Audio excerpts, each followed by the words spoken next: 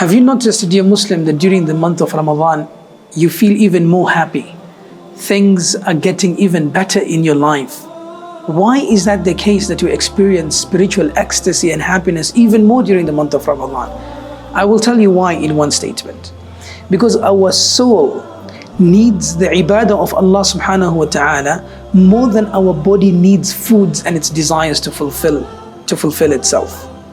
Our spirit is left hungry throughout the month, throughout the year.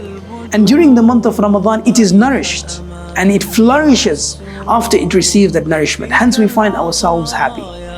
Now compare such a Muslim to another who feels that Ramadan is a prison for him. He's limited and his liberty is shackled and he feels that he's chained. How so? He feels that he cannot do the bad things that he used to do out of the month of Ramadan, and he just waits for the month of Ramadan to end, and there you go. He feels that he's liberated now. Allahu Akbar. We have not understood the spirit and the essence of the month of Ramadan. Rather, as Muslims, as we have mentioned in our previous videos, the essence and the objective of Ramadan is to achieve taqwa. After the month of Ramadan, every day of the year should be like Ramadan. Not at the same level of spirituality, but not extremely low either, in the middle, somewhere there. Our bad habits, we should try and purge them off.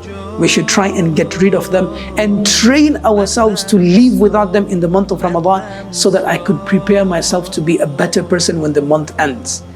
Not that it's a jail. It's limiting me from what I need to do. All what you are doing is haram. All what you're doing is wrong.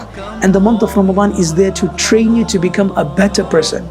That is why the companions, it is said about them, the entire year revolved around Ramadan. Every day for them was just like Ramadan. When Ramadan came in, they did not change. Nothing changed for them. They just increased in ibadah.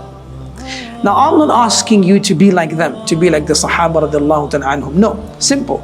I just want you to leave out the haram that you're doing. During the month of Ramadan, you have left it by default because of the piety that is surrounding you, the righteousness that is taking place, and the righteousness that you have engaged yourself in.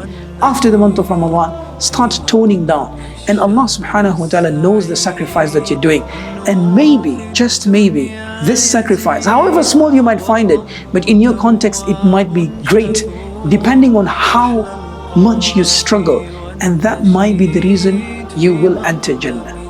May Allah subhanahu wa ta'ala grant all of us Jannah. Ameen.